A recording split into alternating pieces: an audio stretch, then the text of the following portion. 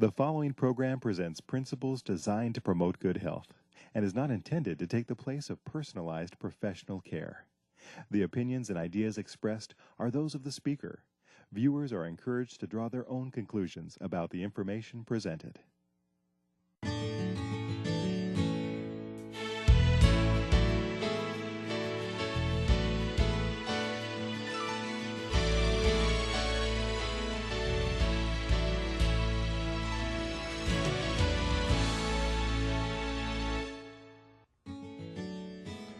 Hello, and welcome to Wonderfully Made.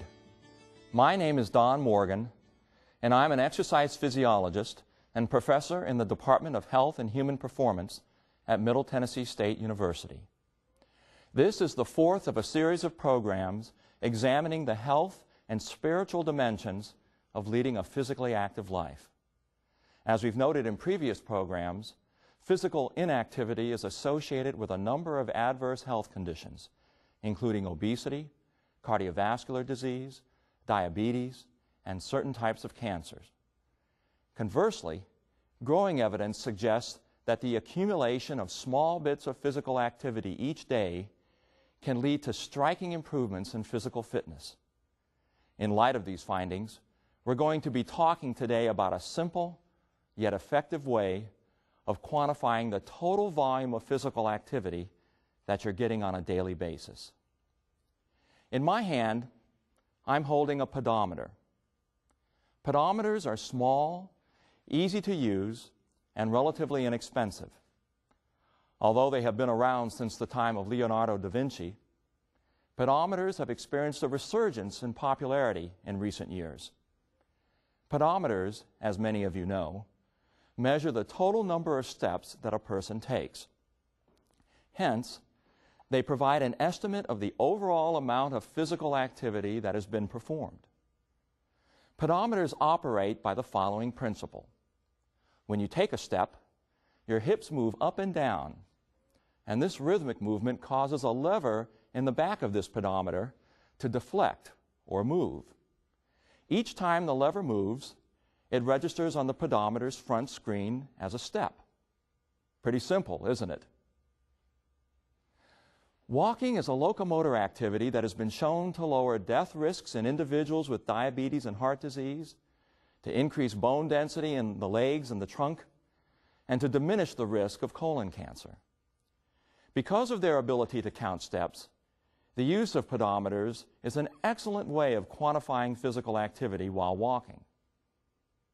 It should be noted, however, that pedometers cannot be used to quantify exercise volume in activities like swimming or cycling and resistance training, because none of them incorporate vertical hip motions. Now, that doesn't mean that you shouldn't perform these activities. Swimming and bicycling can strengthen the heart and the lungs, and weight training builds muscle mass and stronger bones. Later in this program, we'll talk about how to account for these activities using something called step equivalence. At this point, an interesting question to ask would be, how many steps should I take per day to achieve and maintain good health? While this question has not been answered in a definitive way, the following graphic provides some current guidelines relating to daily stepping rates to physical activity levels. As you can see, taking less than 5,000 steps per day places you in a sedentary category. Between 5,000 and 7,499 steps per day puts you in the low active category, and walking at a rate of 7,500 to 9,999 steps per day places you in the somewhat active category. Once you reach 10,000 or more steps per day, you are classified as active, and taking 12,500 steps or more per day means that you are highly active. Based on these figures, accumulating 10,000 steps per day might be viewed as a reasonable level of daily physical activity for people to try and achieve. Studies have shown, for instance, that individuals who take at least 10,000 steps per day have less body fat and lower blood pressure than their less active counterparts. In addition, Overweight and hypertensive women who increased their daily physical activity level to 10,000 steps reduced their blood pressure, lowered their body weight, and showed significant improvements in their ability to regulate blood sugar levels. Conversely, individuals with pedometer readings of less than 5,000 steps per day were more likely to be classified as obese. Now, in trying to establish appropriate stepping guidelines, it's important to hearken back to the recommendation found in the 1996 Surgeon General's report on physical activity and health. The primary guideline from this report, which we discussed in the second program in this series, is that people of all ages should engage in a minimum of 30 minutes of moderate intensity physical activity on most, if not all, days of the week. The link between this physical activity guideline and achieving 10,000 steps per day comes from data indicating that 73% of participants who engaged in a minimum of 30 minutes of moderate physical activity on a given day also achieved at least 10,000 steps on that same day. While the 10,000 step per day guideline appears to be a reasonable goal for healthy individuals to try and reach, this guideline may be too low for children and may be too high for sedentary individuals. Some older adults and persons with chronic health problems like arthritis, diabetes, and heart disease might also think that the 10,000 step level would be a bit much. I know colleagues who have seen their clients lose weight, reduce their waist size, enhance their physical fitness, and lower their blood pressure without reaching the magical 10,000 step number. Based on these experiences, I believe that the key is to adopt an individualized approach to increasing your step number that features an initial assessment of your current level of physical activity and emphasizes a gradual rise in activity level over time.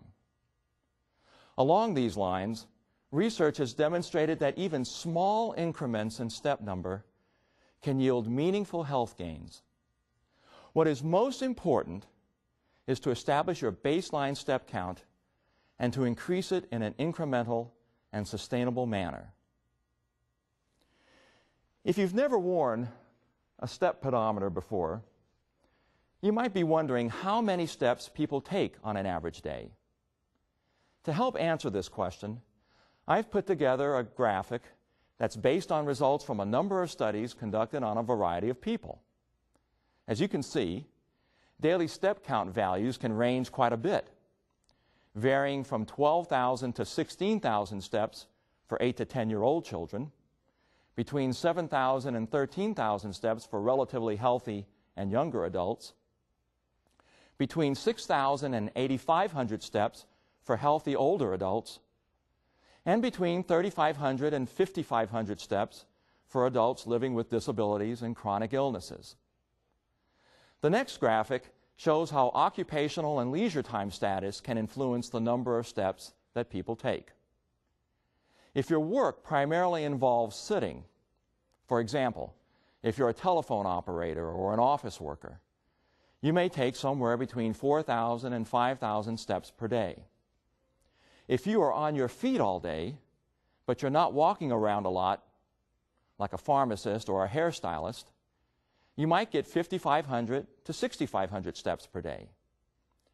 If your job involves a lot of walking, for example, if you're a nurse or a waiter or waitress, your daily step activity can vary from 8,000 to 20,000 steps per day.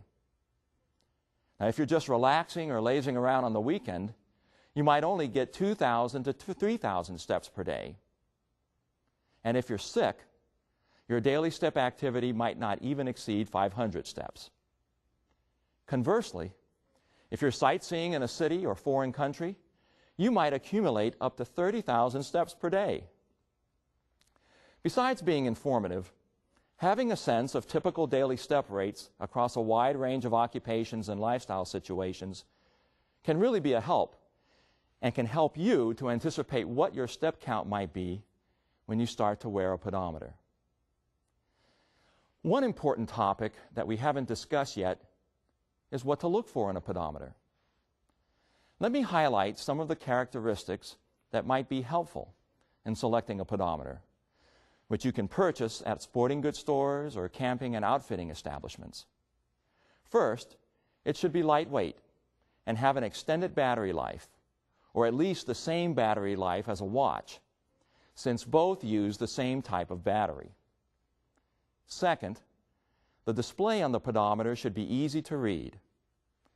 Third, your pedometer should have a clip that attaches snugly to the waistband of your clothing or to your undergarments if you're wearing overalls or clothing that does not have a waistband. If you don't have a secure attachment clip, you may be doing a lot of bending over to pick up your pedometer when it falls.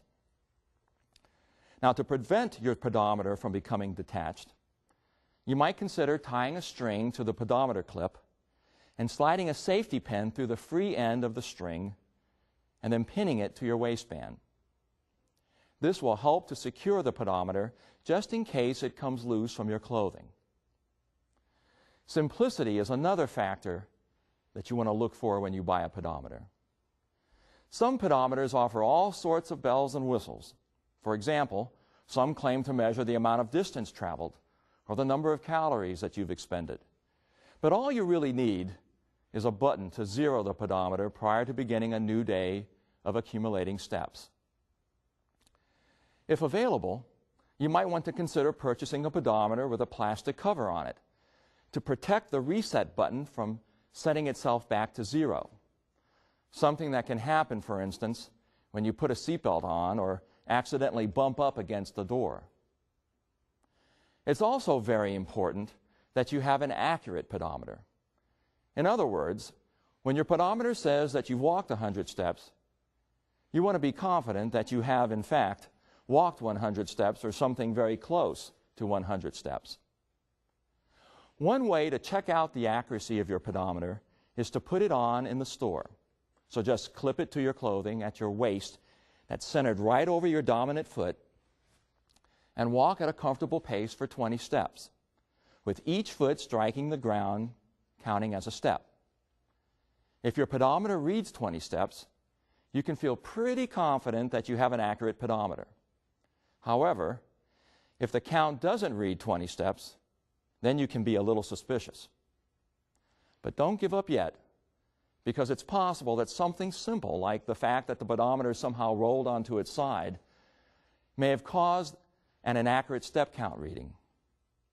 Once you've verified that the pedometer is positioned correctly, walk another 20 steps and look at the display panel.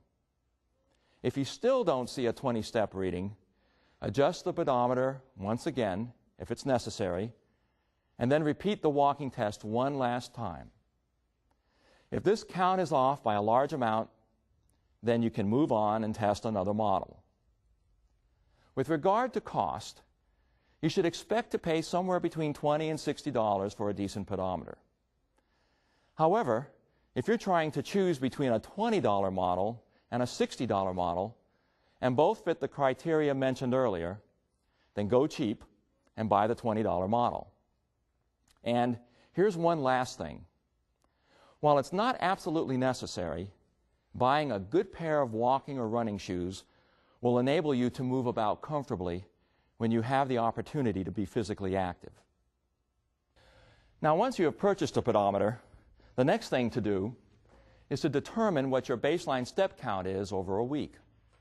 To do this, wear the pedometer during your waking hours. Of course, take it off when you bathe or swim, and record the step number at the end of the day, right before you go to bed. Make sure that during the 7-day period that you live your life as normally as possible. Once the week is completed, you'll be able to start increasing your level of physical activity, but don't change anything quite yet.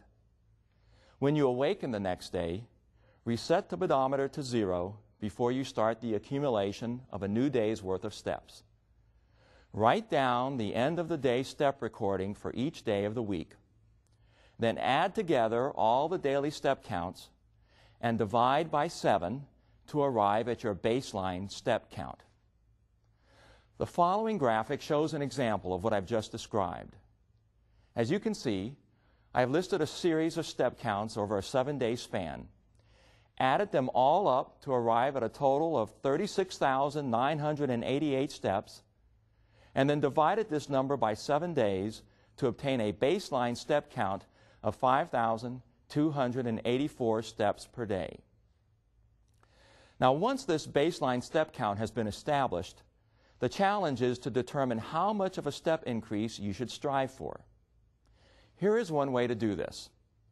Set your pedometer to 0 and just walk at your normal pace for 10 minutes. At the end of this 10-minute period, record how many steps you took. Then, remembering that each of us should be accumulating at least 30 minutes of moderate physical activity every day, multiply your 10-minute step number by 3 to find out how many steps you would take if you walked for 30 minutes. Then, add this number to your baseline step count to determine your initial step goal. I know I just threw out a lot of numbers and calculations just then, so let's look at the next graphic as we do an example together. First, we start with our baseline step count, which in the previous example was 5,284 steps. Next, let's say that walking at a normal pace for 10 minutes results in 900 steps being taken. What you do next then is you multiply 900 by 3 to give you 2,700 steps. Now, all you have to do is add 2,700 steps to your baseline step count of 5,284 steps to generate an initial step goal of 7,984 steps. Once this step goal has been established, you need to feel fairly confident that you can attain it on a daily basis for 1 full week. If you feel confident about reaching this goal, then go for it. On the other hand, if you believe this goal is a bit too ambitious, you can lower it to a more comfortable level. Now that you have your initial step goal, the thing you want to do now is to begin looking for ways to increase the number of steps that you take each day. In an earlier program, we identified a variety of practical ways to add more physical activity to your life.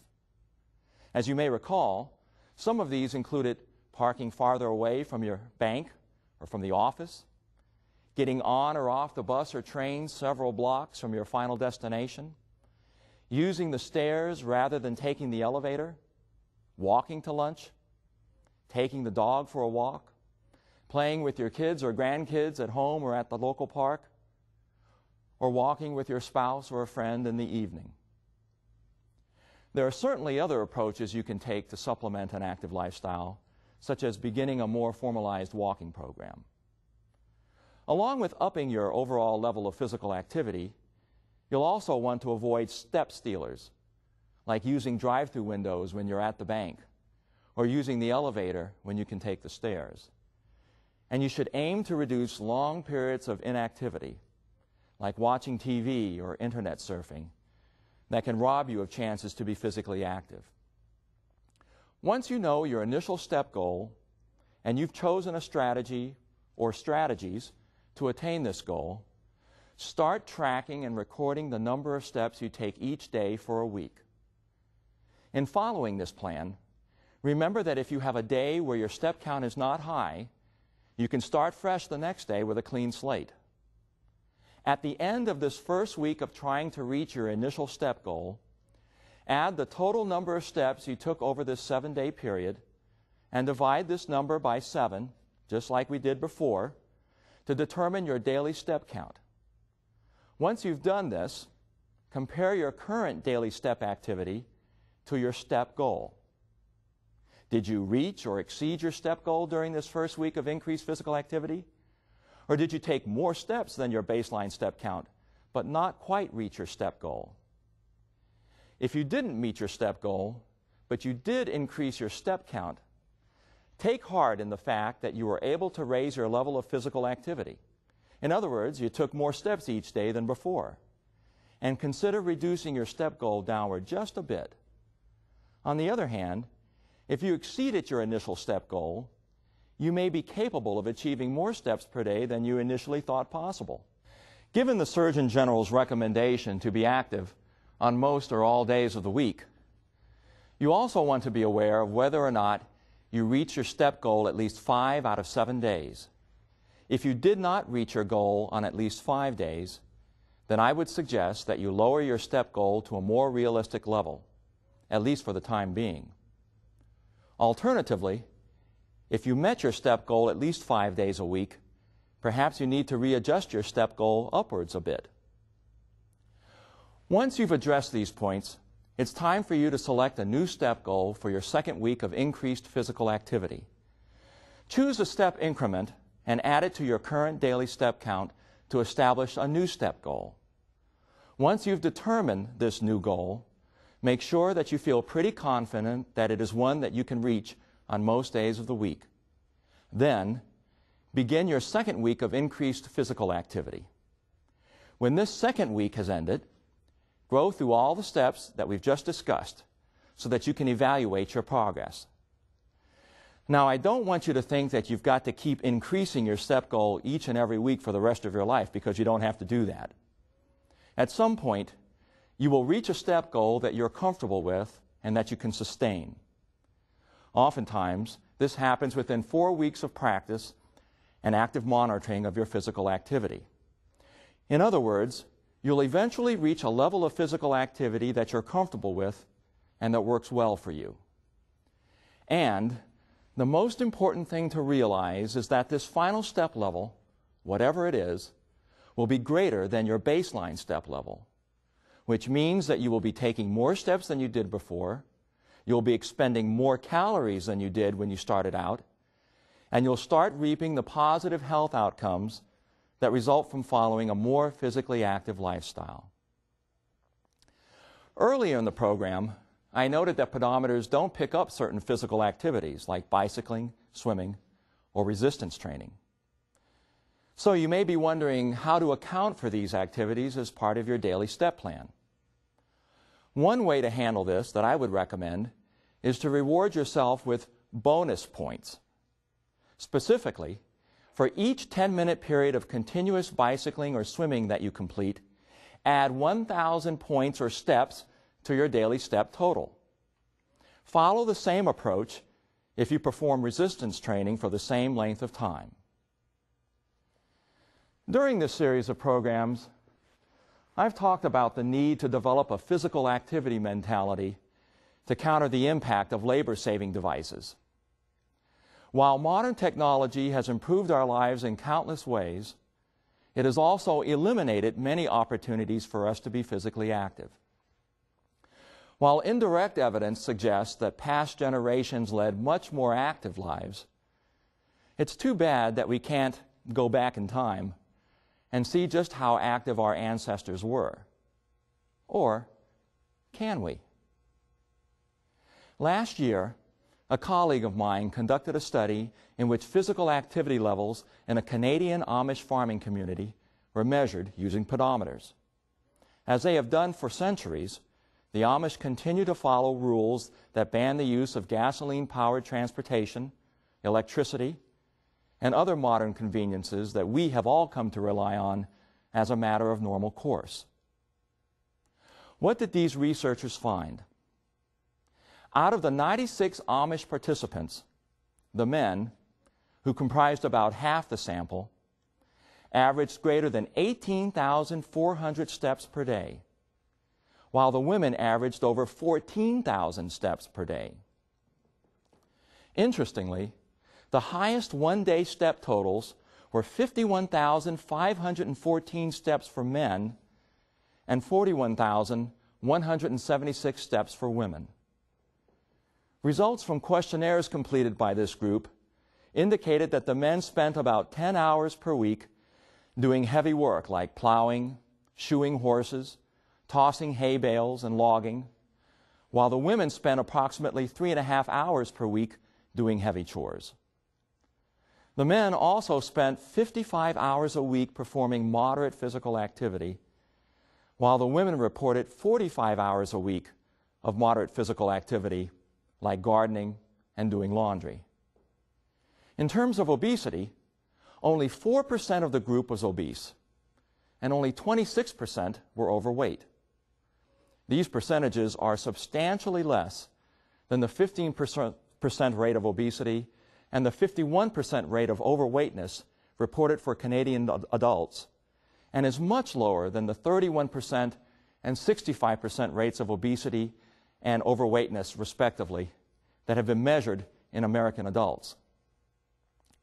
As a final note, the healthier body composition reported for the Amish Study participants does not seem to be a function of their diet, which is fairly similar to that of the pre-World War II diet in the United States, in that it is quite high in fat and refined sugar and includes meat, potatoes, gravy, eggs, pies, and cakes. So, what should we make of all of this? It appears that the physical labor performed by the Amish people as part of their normal lifestyle clearly results in very large daily step tallies and a lower incidence of obesity and overweightness compared to the general population. So is the answer to go back to an agrarian lifestyle? While a return to a farming-based society might yield a number of improvements in our physical fitness and well-being, this isn't really an option in today's world. What I do think we can glean from this study is that all of us need to look for opportunities, wherever and whenever they exist each day, to add physical activity to our lives. And the use of a simple gadget like a pedometer can be a first step, so to speak, towards motivating you to become more active and physically fit. God wants you to prosper and to be in the best of health so that you can meet the challenges of daily living with passion and vigor. Just as a regular program of physical activity and exercise can strengthen and energize your body, a daily commitment to communing with God and reading His Word can strengthen your spirit and cause you to be drawn closer to Him. Our bodies are a wonderful and intricate marvel of God's creation, and it is my prayer that each of us will treat these spiritual temples with care and keep them in good working order by engaging in daily physical activity. The focus of the first 4 programs in this series has been to provide a general introduction and overview about the importance of physical activity to overall health, and also to discuss some of the spiritual dimensions of leading a physically active lifestyle. In addition, we've tried to talk about some of the practical ways of increasing your level of physical activity. From here on out, I'm going to be looking at how physical activity can impact chronic health conditions like obesity, diabetes, and heart disease. So, I hope you'll watch these upcoming programs. Until next time, keep moving, step by step, towards better health and fitness.